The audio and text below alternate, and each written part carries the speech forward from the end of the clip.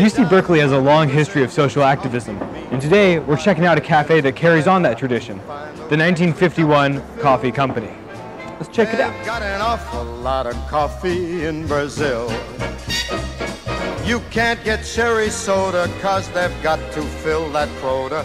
My name is Rachel Tabor. I am one of the co-founders and the operational director for 1951 Coffee. How did 1951 get started? The other co-founder, Doug Hewitt, and myself worked together at a nonprofit called the International Rescue Committee, and we were in their Oakland office. And towards the end of his time in 2015, I'm huge and pregnant with my second kiddo, and Doug is wanting to do something that's just a little more focused in the community and unemployment. And we had lunch, and he floated this idea of always wanting to marry the strengths of the coffee industry and what, the benefits of a cafe and that culture with a lot of the needs of people that are new to this area that have a refugee experience. Why is the cafe called 1951 if it wasn't founded in 1951? Okay, it was the year that the UN, in response to a lot of the tragedies of World War II, held a global convention that set forth the definition of a refugee, not just as an adjective or noun, but actually as a legal definition. And so that's kind of like our homage to the point that they put there, kind of stake in the ground that this is important and just a fun way to credit it. We have 9 baristas on staff in the cafe that fully manage it. They're all refugees from different parts of the world? Yes. So they all come with, I like to really say, people with refugee experiences, because at our heart, they're just a person. So we were able to, with growth and expansion with a grant recently, be able to promote one of our baristas to the cafe manager. And so he is actually a refugee from Bhutan originally and spent his life growing up in a Nepali refugee camp. And he has found coffee a new passion and a new career for him. So we're extremely excited. So he manages a team of 9. What is your favorite thing to eat or drink at the cafe? I get the same thing every day to drink. It's always a cappuccino, but I've been switching up to an Americano lately. But my favorite thing to eat is our scone. It's the reason we went with this wholesaler. It's just like buttery and perfect and like crispy on the outside and moist in the middle. It's my absolute favorite thing. I'll try that. Yeah, you should. Yeah. Awesome. Well, thanks so much. Yeah, welcome. A lot of coffee, man, they got a gang of coffee in Brazil.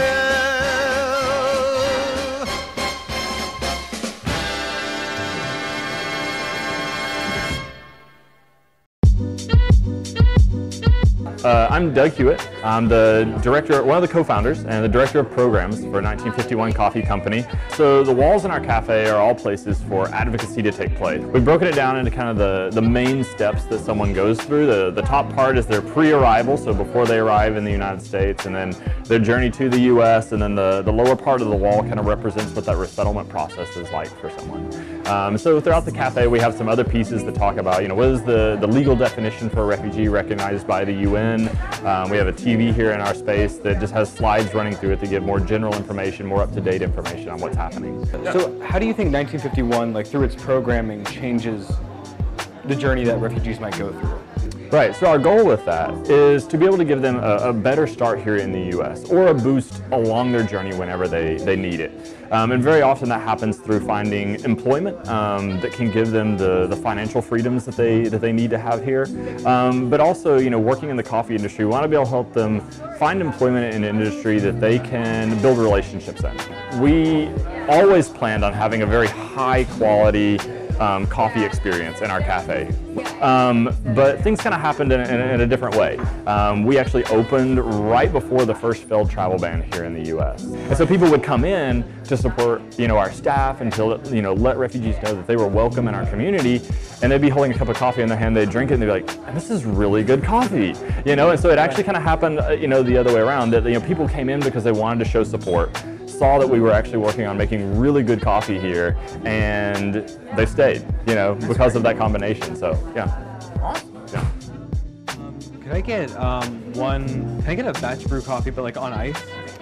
And could I also get one blueberry scone?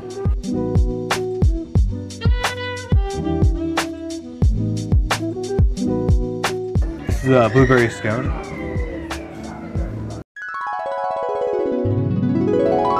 Buttery and perfect and crispy on the outside. She was absolutely right. Buttery and flaky on the outside, soft on the inside. You know, it's true. You come for the social activism, but you stay for the coffee. It's like really good. Damn.